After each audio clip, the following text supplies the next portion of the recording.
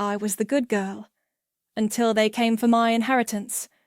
My name is Zara, and I need to tell you what my family did to me, what they tried to do, and what I did back. It started at my grandfather's funeral. Dale had been the only person in my family who actually saw me, really saw me. While my mother Jacqueline fussed over my golden boy brother Winston, Dale would sit with me on his porch, teaching me chess and telling me stories about Korea. He never made me feel invisible. The funeral home smelled like lilies and regret.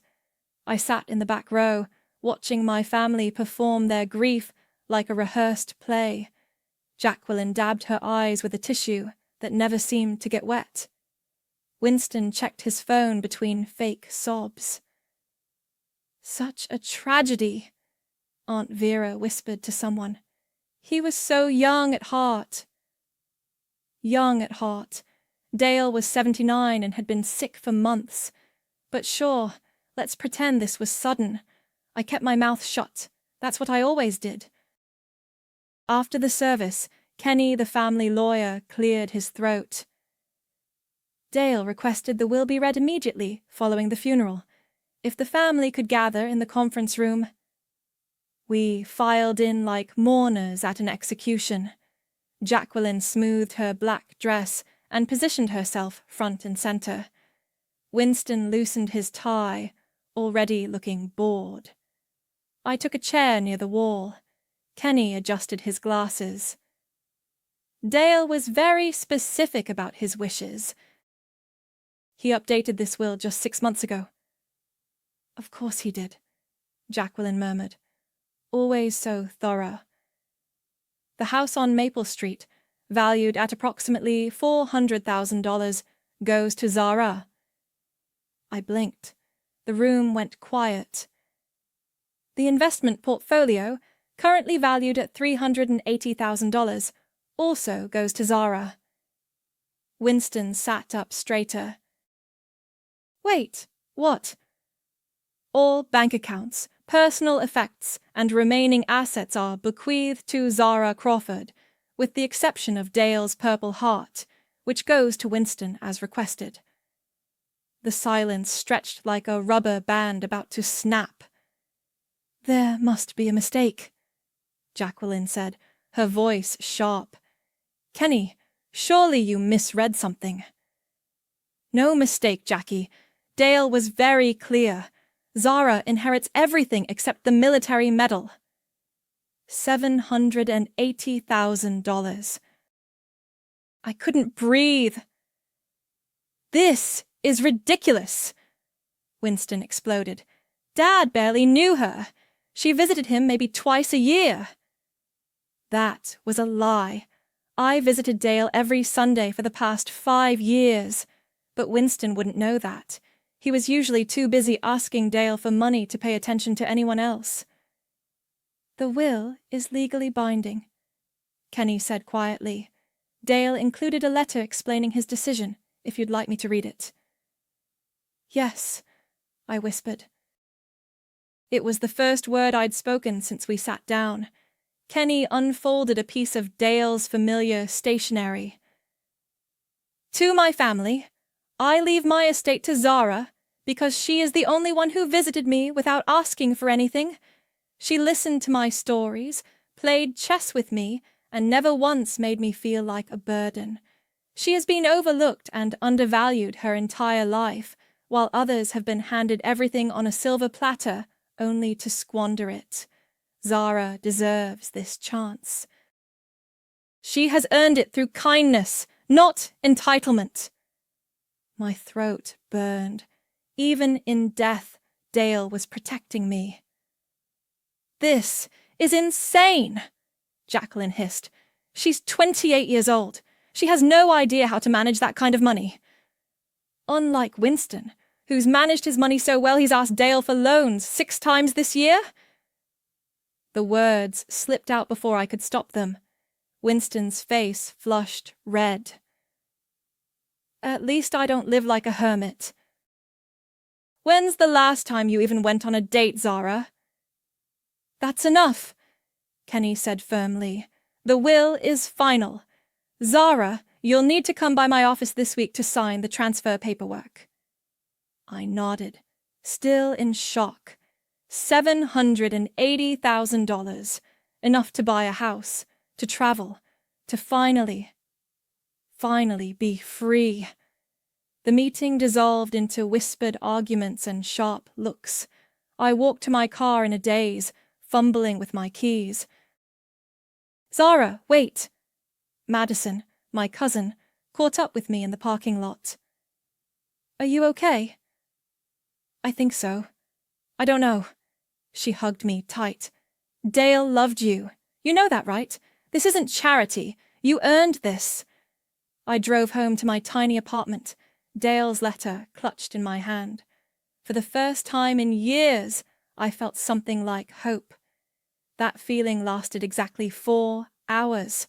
I was heating up leftover Chinese food when I heard voices outside my door. Familiar voices, talking in the hallway. We'll make sure she gives it up, Winston was saying. She doesn't deserve it. Dad was obviously confused at the end. She's always been selfish, Jacqueline replied, but she's weak. A little pressure and she'll fold like she always does. My blood turned to ice water. I pressed my ear to the door. How much pressure are we talking about? Winston asked. Whatever it takes. The texts started at 2 a.m. Can't sleep thinking about Dad. We need to talk about his wishes. He wouldn't have wanted the family torn apart like this. I stared at my phone screen, Jacqueline's message glowing in the dark. 3 days since the funeral, and she was already starting. I'm sure he'd want us to work together, I typed back. Exactly. Come by tomorrow. We'll figure this out as a family. Right. A family. Where was this family energy when I was 12 and Winston broke my science project, then convinced everyone I was lying about it? Where was it when I graduated college and nobody came because Winston had a hangover? The next morning, I drove to Jacqueline's house, the same house I'd grown up in, the one that always felt more like a museum than a home. She answered the door in full makeup, despite it being 9 a.m. Zara, sweetheart. Come in, come in. The living room looked exactly the same. Beige everything. Family photos where I was either missing or pushed to the back. Winston was already there, sprawled across the couch like he owned the place. Coffee? Jacqueline asked, but she was already pouring from a pot that smelled burnt. Thanks. I took the mug, noticed my hands were shaking slightly. So, Winston said, not bothering with pleasantries, we've been thinking about Grandpa's will. What about it? Jacqueline sat down, leaning forward with that concerned expression she used to wear when she was about to ground me. Honey, we think there might have been some technical errors. Technical errors? The lawyer, Kenny. He's getting old. Sometimes these things get mixed up in the paperwork. She pulled out a manila folder. We had another lawyer look at it and there are some inconsistencies. I opened the folder. Legal documents I didn't understand, but one thing was clear.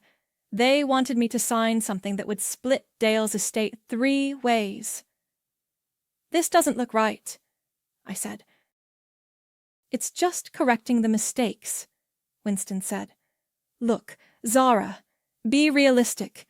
You're not equipped to handle almost $800,000. You've never even had a credit card. That was another lie. I'd had a credit card since college and maintained perfect credit. But why would they know that? They never asked about my life.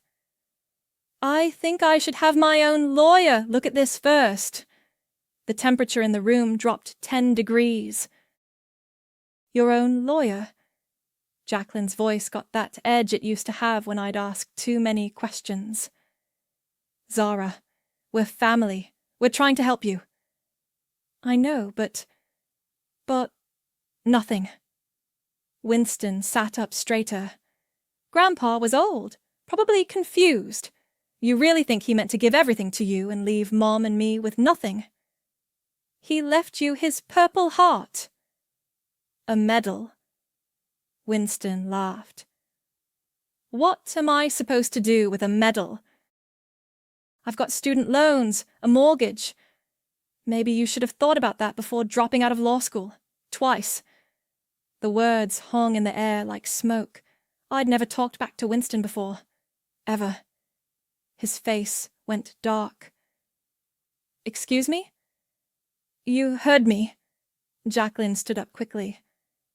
Okay, let's all just calm down. Zara, you're obviously emotional right now. Why don't you take these papers home? Think about it. I looked down at the documents again. Something felt wrong, but I couldn't put my finger on what. Fine. I'll think about it. Good girl, Jacqueline said, and I hated how those words still made something inside me curl up small. That night, I couldn't sleep. I kept thinking about Dale's letter, about how he said I'd been overlooked my whole life, about Winston's student loans, and Jacqueline's concerned face that never looked quite right. At 3 a.m., my phone buzzed. Hope you're considering what we talked about. Dad would want us to stick together. Don't make this harder than it needs to be. Then another one. Some things are more important than money, like family. And another. You know what the right thing to do is. I turned my phone face down, but sleep still wouldn't come. The next day, I did something I'd never done before. I called in sick to work and drove to an electronics store. I need security cameras, I told the teenager behind the counter. Small ones. The kind you can't really see. For your house? Something like that. 2 hours later, I had 3 tiny cameras installed in my apartment, one by the front door, one in the living room, one in the bedroom. The sales guy had shown me how to monitor them from my phone. You expecting trouble? He'd asked. I'm expecting family. That evening, I spread the legal papers across my kitchen table and really read them. The more I read, the more wrong they felt. Family reasons. That afternoon I got a text from an unknown number. Nice car. Would hate for something worse to happen to it. I screenshotted it and added it to the folder I was building. Evidence, documentation, proof. Because if they wanted to play games, I was about to show them what 28 years of being underestimated had taught me. I was very, very good at being patient, and I was even better at being thorough. The harassment escalated fast. My Instagram got hacked. Someone posted a long rant about how I was stealing from my grieving family. My bank account got frozen for suspicious activity that took 3 days to resolve. Someone signed me up for dozens of spam email lists. But the worst part, they were good at it. Nothing directly traceable back to them. I was documenting everything when Jacqueline called. Zara, honey, I heard about your car. That's terrible. Is it? Of course it is. Listen, I've been thinking, maybe we got off on the wrong foot at dinner. Why don't you come over? We can work this out like adults. I'm not signing those fake papers. Silence, then. What fake papers? The ones you tried to get me to sign. I had a lawyer look at them. They're completely fraudulent. Zara, that's a very serious accusation. It's a very serious crime. Another pause. You're obviously upset. Why don't you come over anyway? We'll talk. Against my better judgment, I went, but this time I had a tiny recording device clipped inside my jacket and my phone set to live stream to a cloud backup. Winston was waiting in the living room with a stack of new papers. These are the real corrections, he said without preamble. Kenny made some mistakes in the first batch. I flipped through them. Same scam, different formatting. "You're not very good at this," I said. "Good at what?" "Fraud." Jacqueline's face went cold. "Zara, you're being paranoid." "Am I? Because I also found out that someone tried to access Dale's account using my social security number last week." Winston's face twitched. "Just slightly, but I caught it. That's identity theft," I continued. "A federal crime." "You're being ridiculous," Jacqueline said, but her voice was getting that edge again. "Nobody's trying to steal anything from you." "Then why do these papers give you control of the estate?" "Because you clearly can't handle it yourself. Look at you. You're paranoid, accusing your own family of crimes. Maybe Winston was right about you needing help." "What kind of help?" Winston leaned forward.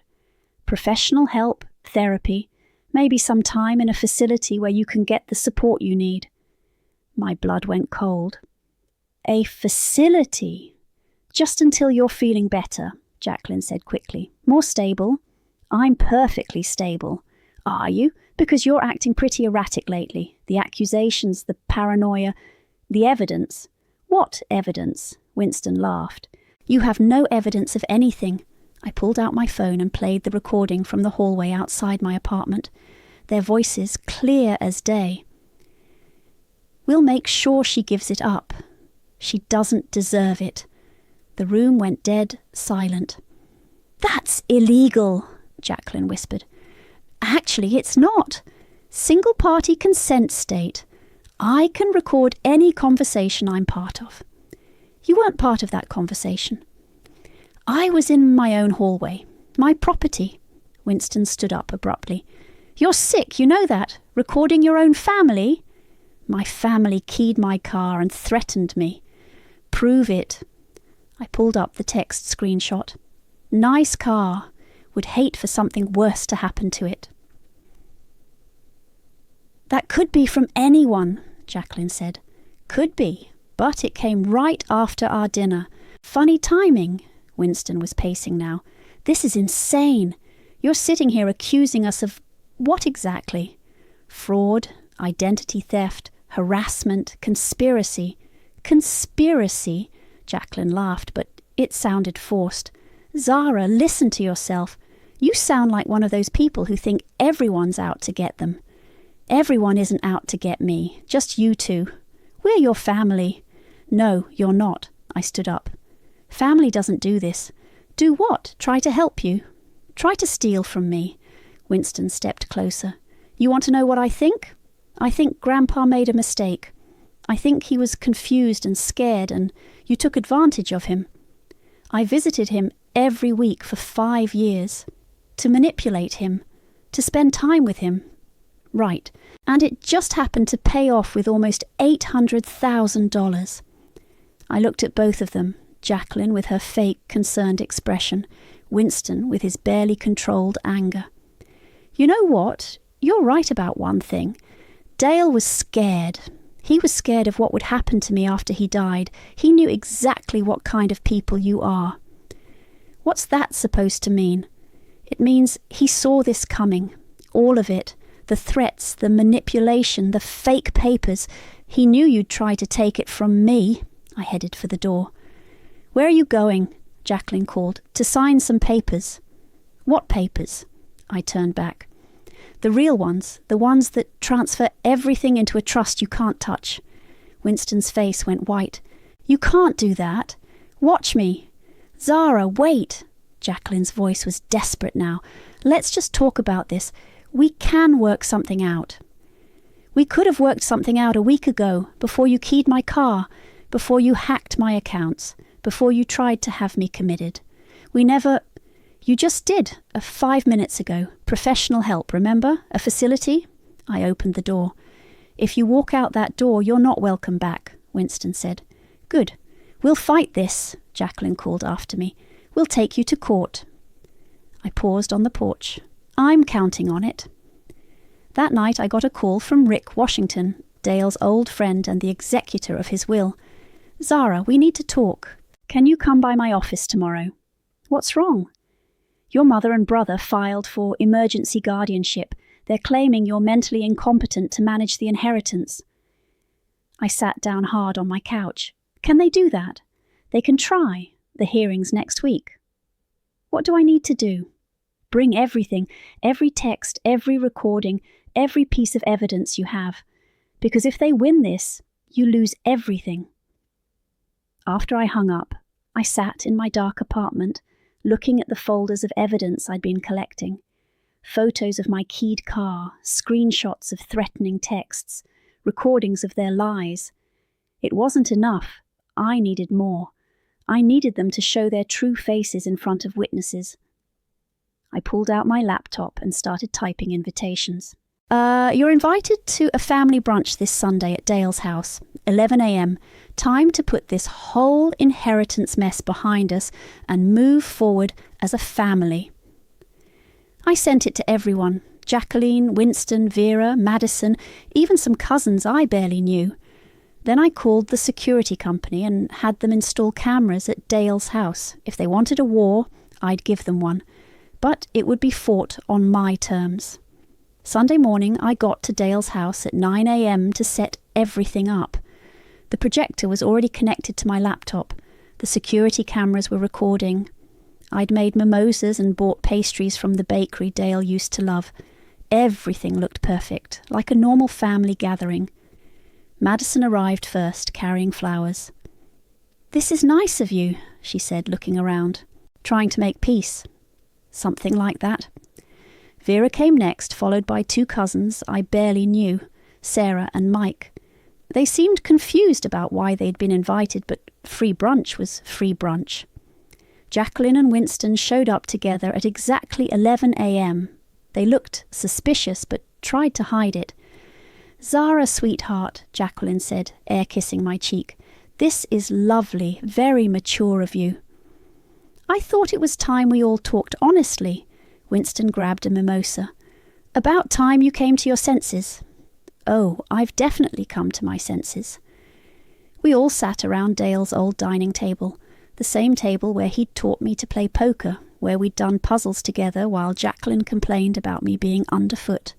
"So," Vera said, cutting into a croissant, "I assume this means you've reconsidered the inheritance situation?"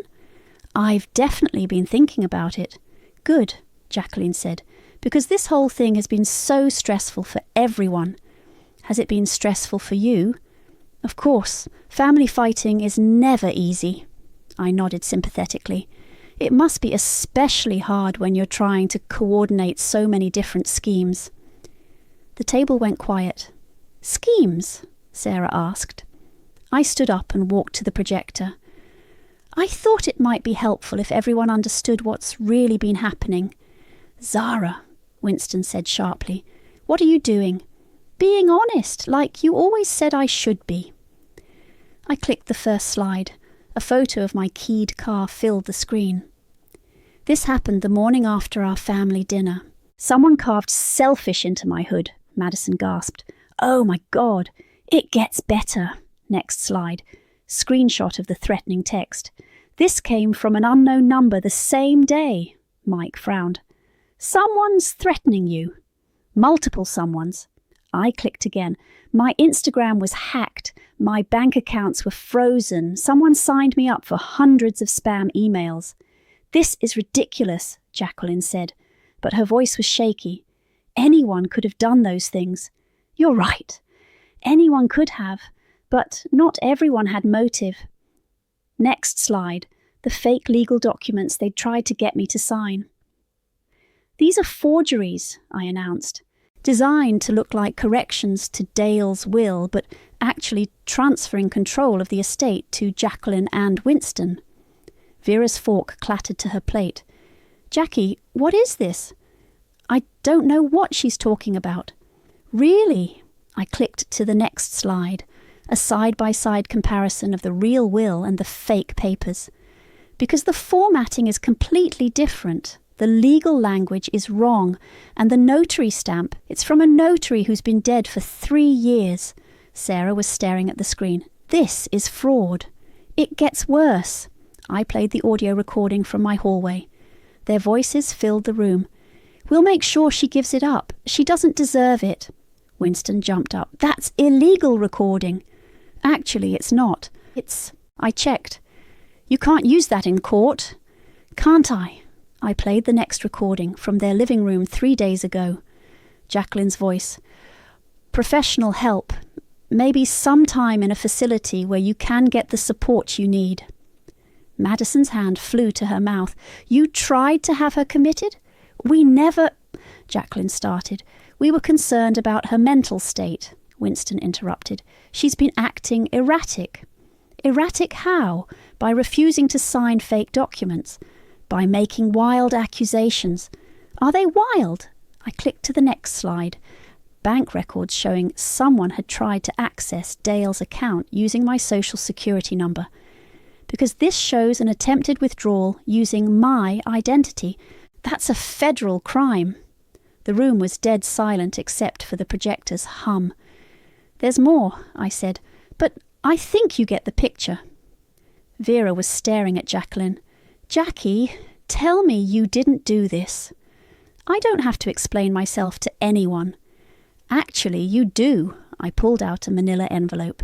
Because I filed a police report yesterday. Identity theft, fraud, harassment.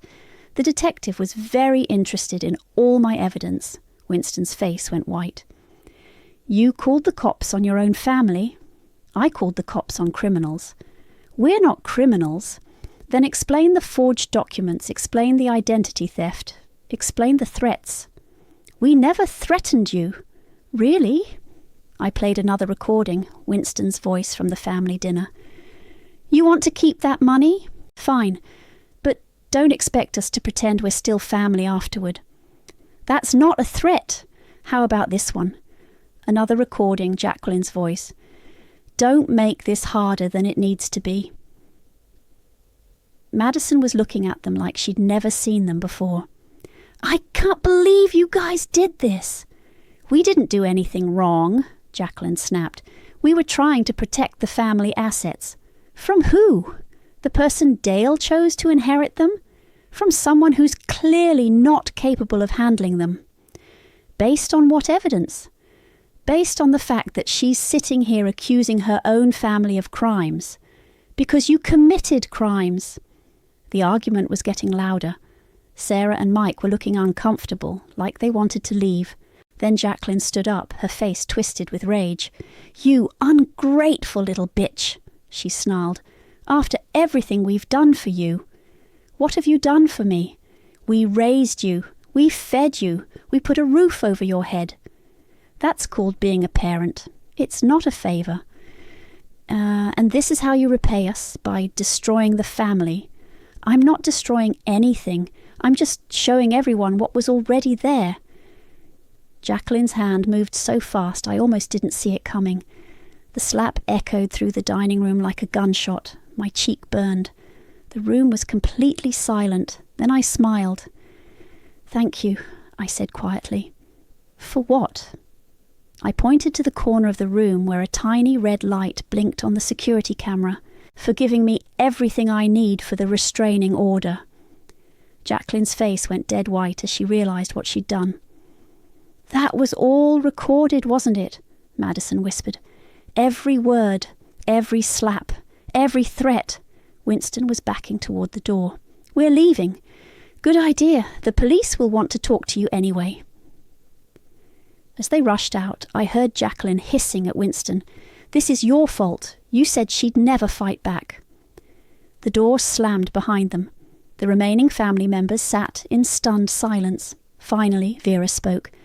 Zara, I had no idea. Now you do. What happens next? I looked around the table at their shocked faces, then at the camera still recording in the corner. Now they learn what happens when you underestimate the quiet one. The fallout started within hours. Madison called me that afternoon. Zara, my mum's been texting me non-stop. She wants to know if what she saw today was real. What did you tell her? The truth. That Jackie and Winston tried to steal your inheritance and you caught them. How'd she take it? She's horrified. She's calling everyone in the family. By evening, my phone was buzzing constantly. Cousins I hadn't heard from in years were reaching out. Some supportive, some confused, some clearly fishing for gossip.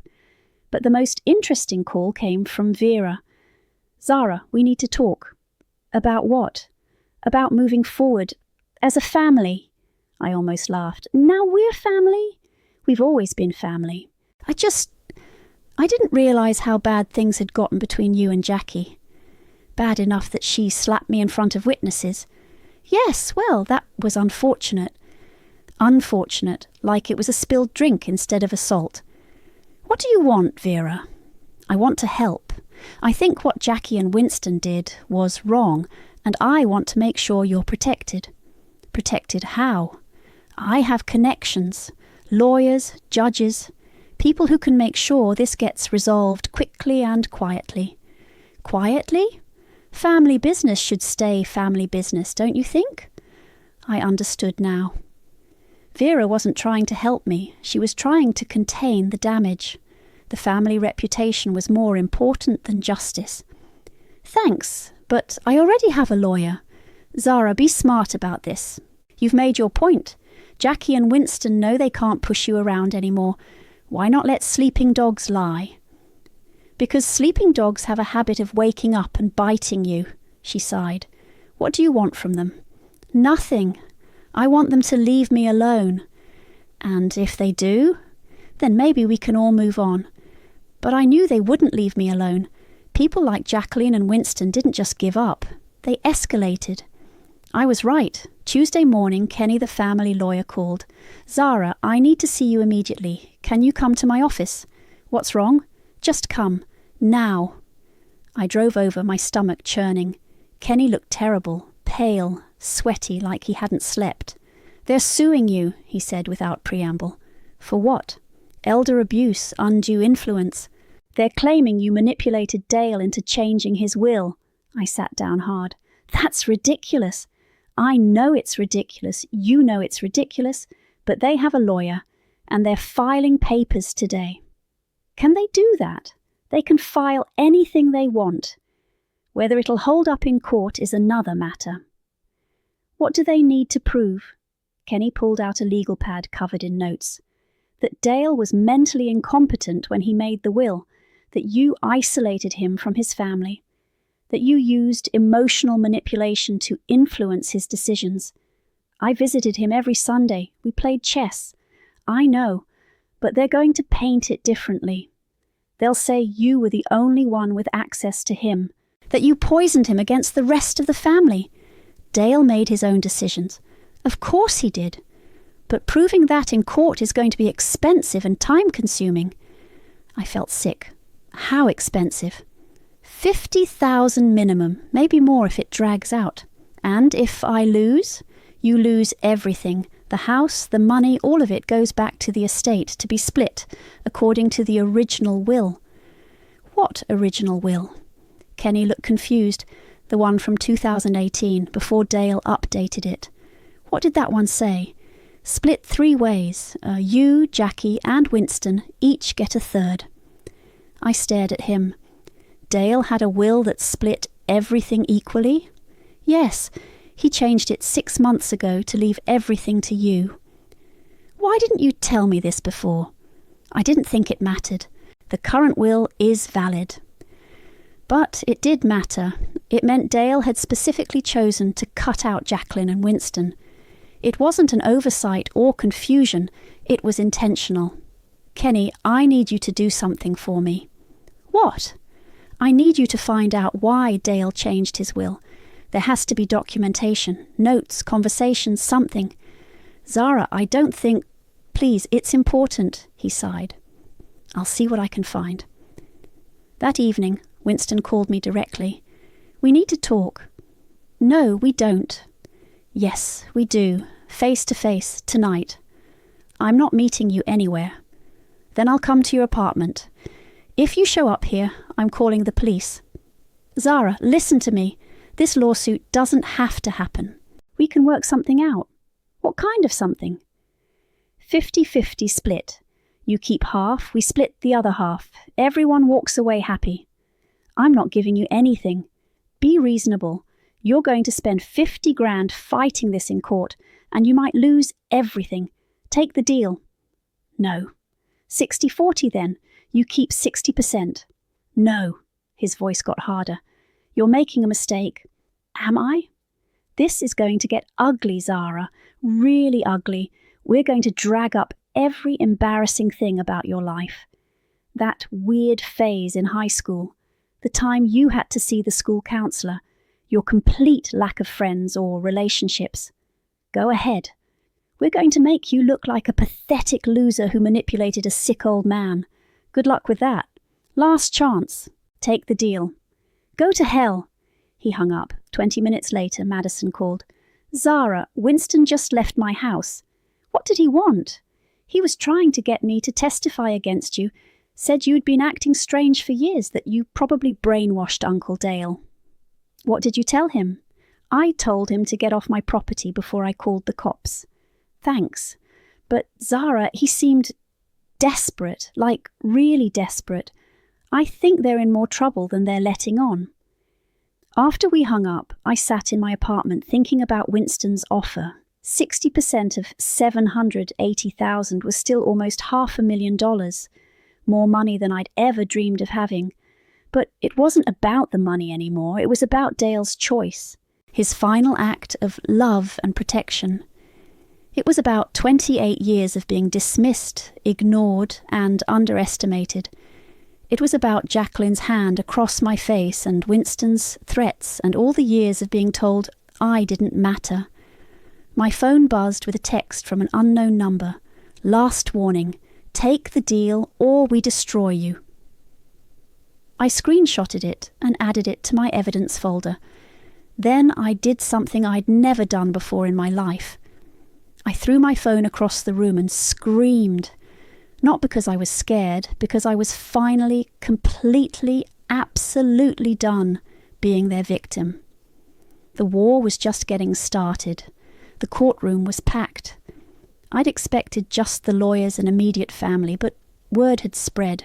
Cousins, family, friends, even some of Dale's old army buddies filled the gallery. Everyone wanted to see the Crawford family tear itself apart in public. My lawyer, Sarah Martinez, squeezed my shoulder as we sat down. Remember, let them talk first. They have to prove their case. We just have to poke holes in it. Across the aisle, Jacqueline and Winston sat with their attorney, a slick-looking guy in an expensive suit. Jacqueline was dressed like she was going to church. Conservative dress, minimal makeup, the picture of a grieving daughter. Winston kept glancing back at the gallery, clearly uncomfortable with the audience. The judge, an older woman with sharp eyes, called the court to order. This is a hearing to determine the validity of Dale Crawford's will dated 6 months before his death. The petitioners claim undue influence and elder abuse. Councillor Morrison, you may proceed. Morrison, their lawyer, stood up. Your Honour, this case is about a vulnerable elderly man who was systematically isolated and manipulated by his granddaughter. Dale Crawford was a proud veteran, a family man who loved all his children and grandchildren equally. But in his final months, suffering from declining health and possible cognitive impairment, he fell victim to a calculated campaign of emotional manipulation. He gestured toward me. Zara Crawford positioned herself as his sole caregiver and confidant, driving a wedge between Dale and the rest of his family. She convinced him that his daughter and grandson were only interested in his money, while presenting herself as the only one who truly cared about him. Objection, Sarah said. Counsel is making arguments without evidence. Sustained. Stick to the facts, Mr. Morrison. Morrison nodded. We'll present evidence that shows a pattern of isolation and manipulation. Dale's daughter Jacqueline will testify about how Zara gradually cut off her access to her father. Jacqueline took the stand first. She dabbed her eyes with a tissue before speaking. My father and I were very close, she said. I called him every day, visited twice a week. But in his last year, Zara started interfering. How so? She'd be there whenever I tried to visit. She'd answer his phone and say he was sleeping or busy. She started telling him lies about me and Winston. What kind of lies? That we only cared about his money, that we were waiting for him to die. Horrible, cruel things that turned him against us. Sarah stood up. Objection. Hearsay. Sustained, Morrison continued. Mrs. Crawford, did your father's behaviour toward you change in his final months? Completely. He became cold, distant. He'd barely speak to me, and it all started when Zara began her weekly visits. Weekly visits that became daily visits? Yes, she was there constantly. She had complete control over his environment. When Sarah cross-examined, she was surgical. Mrs. Crawford, you say you visited your father twice a week. Can you provide any documentation of these visits? Phone records? Calendar entries? Jacqueline hesitated. I don't keep records of family visits. But you do keep a detailed calendar for work, correct? And social events? That's different. Is it? You testified that you called your father daily. Your phone records show 3 calls to his number in the month before he died. 3 calls in 30 days. Jacqueline's face flushed. I may have been busy, too busy to call your allegedly beloved father. Objection! Withdrawn. Mrs. Crawford, you testified that Zara told your father lies about you. Were you present for these conversations? No, but... So you have no direct knowledge of what was said. My father told me. What your father told you would be hearsay, correct? Morrison objected, but the damage was done. Jacqueline looked flustered and defensive. Winston's testimony was worse. Dale was always sharp, he said. But toward the end he seemed confused, paranoid. He started accusing me of things that weren't true. What kind of things? He said I only visited when I needed money, that I'd borrowed from him and never paid it back. Sarah smiled during cross-examination. Mr. Crawford, did you borrow money from your grandfather? Occasionally, but how much total over the past 5 years? Winston shifted uncomfortably. I don't remember exactly. Sarah pulled out a stack of papers. I have bank records showing 18 separate loans from Dale Crawford to you, totaling $47,000. How much of that did you pay back? Some of it. How much? I'd have to check my records. Your records show 0 payments back to your grandfather. 0, the courtroom murmured. Winston's face was red. So, when Dale said you only visited when you needed money, he was telling the truth. It wasn't like that. And when he said you borrowed money and never paid it back, that was also true? I was going to pay him back. When? He's been dead for 2 months. Morrison tried to recover with character witnesses, but they backfired. Dale's neighbour testified that she saw me there every Sunday like clockwork, always carrying groceries or flowers. His doctor said Dale was mentally sharp until the day he died. Then Sarah called Kenny to the stand. Mr. Russell, you were Dale Crawford's lawyer for 15 years. In your professional opinion, was he mentally competent when he updated his will? Absolutely. He was clear about his intentions and his reasoning. Did he explain why he was changing the will? Yes. He said Jacqueline and Winston had shown their true colours. He was tired of Winston asking for money and never paying it back. He was disappointed that Jacqueline only called when she needed something. Did he mention Zara specifically?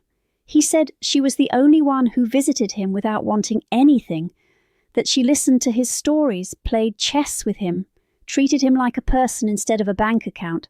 Morrison objected, but it was too late. Finally, Sarah played the security footage from the brunch. The slap echoed through the courtroom.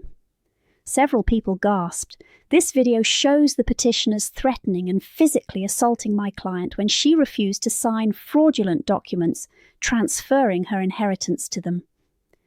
Morrison was on his feet. Objection! That incident is irrelevant to... It goes to character, Your Honour. It shows the petitioner's true motivations. The judge watched the video twice. When Jacqueline's hand connected with my face, she winced. During closing arguments, Sarah was devastating. Your Honour, this case isn't about undue influence. It's about greed. The petitioners are angry that Dale Crawford saw through their manipulations and chose to leave his estate to the one person who loved him without conditions. They've presented no evidence of mental incompetence, no proof of manipulation, nothing but their own wounded pride and financial desperation. When the judge delivered her verdict, the courtroom was silent. The will is valid. The petitioners have failed to prove undue influence or mental incompetence. Furthermore, I'm referring this matter to the District Attorney's Office for investigation of fraud and identity theft, based on the evidence presented. Jacqueline burst into tears. Winston stared at the floor. As they were escorted out by court officers, there were outstanding warrants from the criminal charges. Winston turned to me. "This isn't over," he hissed. I looked him straight in the eye. "Yes, it is." The phone rang at 6 a.m. on a Tuesday. "Zara, it's Madison. Have you seen the news?" I fumbled for my laptop, still half asleep. The local newspaper's website loaded slowly. Then I saw the headline, "Local mother and son sentenced in inheritance fraud case." Jacqueline got 18 months. Winston got 2 years. Both had to pay restitution for the identity theft and fraud attempts, plus court costs. "How do you feel?" Madison asked. I stared at their mugshots on the screen. Jacqueline looked older, defeated. Winston just looked angry. "Empty," I said. "I thought I'd feel, I don't know, vindicated, but I just feel empty. That's normal. You've been fighting for months. Now it's over." But it didn't feel over. It felt like I'd won a war, but lost something else in the process. The doorbell rang an hour later. Rick Washington stood on my doorstep holding a manila envelope. "Final paperwork," he said. "Everything's officially transferred. The house, the accounts, all of it." I signed where he pointed. My signature looked different somehow, steadier, more confident. "Dale would be proud of you," Rick said. "You fought for what was right." "Did I? Or did I just become like them?" Rick studied my face. "Zara, defending yourself isn't the same as attacking someone. You didn't start this fight." "But I finished it." "Yes, you did. And that's not something to be ashamed of." After he left, I drove to Dale's house. My house now. I'd been avoiding it since the brunch, but I couldn't put it off forever. The key still worked. Inside, everything was exactly as Dale had left it. His reading glasses on the kitchen table, his coffee mug in the sink. The chess set we'd used every Sunday still set up for our next game. I sat in his old chair and looked around. $780,000. A house, a new life. So why did I feel so lost? My phone buzzed. A text from an unknown number. "You destroyed our family. I hope you're happy." I deleted it without responding. There had been dozens like it over the past few weeks. Some from Jacqueline's friends, some from distant relatives who'd only heard her side of the story. I'd blocked most of them. The front door opened. Madison walked in carrying coffee and donuts. "I figured you'd be here," she said. "How are you holding up?" I keep waiting to feel different, like this should be the moment where I feel free or empowered or something, but I just feel tired. Madison sat across from me. "You know what Dale told me once, at Christmas maybe 3 years ago?" "What?" "He said you reminded him of his mother, quiet but strong. He said quiet people see everything, remember everything, and when they finally speak up, everyone should listen." I spoke up, all right. You did more than speak up. You fought back. You stood up for yourself for the first time in your life. And now I don't have a family anymore. You never had a family. You had people who shared your DNA and treated you like garbage. She was right, but it still hurt. "What happens now?" I asked. "Now you decide who you want to be. The scared girl who let people walk all over her, or the woman who fought for what was hers and won." We sat in comfortable silence for a while. drinking coffee in Dale's kitchen. "I've been thinking about the foundation," I said finally. "Dale's piece." I'd mentioned it to Madison weeks ago, using part of the inheritance to help other people dealing with family financial abuse. It had seemed like a good idea then, but now it felt essential. I want to do it, really do it. Not just donate money, but actually run it. Help people who are going through what I went through. That's a beautiful way to honour Dale. And maybe it'll help me figure out who I am now, without them. Madison smiled. "You're Zara. You're the woman who played chess with her grandfather every Sunday for 5 years. You're the woman who documented every piece of evidence and built an airtight case. You're the woman who stood up in court and won. I'm also the woman who recorded her own family and had them arrested. Good. They deserved it." My phone rang. Sarah Martinez, my lawyer. "Zara, I have news. Jacqueline's lawyer called. She wants to write you a letter, an apology. Part of her plea agreement requires her to acknowledge what she did." "I don't want her apology." "You don't have to respond. But legally, you have to receive it." "Fine. Send it." After I hung up, Madison raised an eyebrow. "An apology? Too little, too late. Maybe, but maybe it'll give you closure." The letter arrived 2 days later, Jacqueline's handwriting shaky and uncertain. "Zara, I know you probably don't want to hear from me. I know I hurt you badly. I was scared about money, about getting older, about not having enough. That doesn't excuse what I did. You were right about Dale. He loved you more than anyone. He saw something in you that I was too blind to see. I'm sorry for the slap. I'm sorry for the threats. I'm sorry for not being the mother you deserved. You don't have to forgive me. I just wanted you to know that I know I was wrong. Mom." I read it 3 times, then put it in Dale's desk drawer. Not forgiven, but acknowledged. That weekend, I started clearing out Dale's things. Most of it went to charity, but I kept the chess set, his photo albums, and a box of letters he'd written, but never sent. Letters to his late wife, letters to friends from the war, letters to me that he'd apparently been too shy to give me. In one of them, dated just a month before he died, he wrote, "Zara has always been my favourite, not because she's perfect, but because she's real. She doesn't pretend to be something she's not. She doesn't want anything from me except my company. I hope someday she realises how strong she is. I hope she stops letting people treat her like she doesn't matter. She matters more than all of them combined." I cried reading that, not sad tears, grateful tears. Dale had seen me, really seen me. And now, finally, I was starting to see myself. The quiet girl was gone. The woman who remained was someone new, someone who'd learned that being kind didn't mean being weak, that being gentle didn't mean being a pushover, and that sometimes the people who claim to love you are the ones who hurt you most. I didn't miss my old family. I missed the girl who once thought being good would save her, but now I know better. Quiet doesn't mean weak. Sometimes it just means patient, with a very long memory,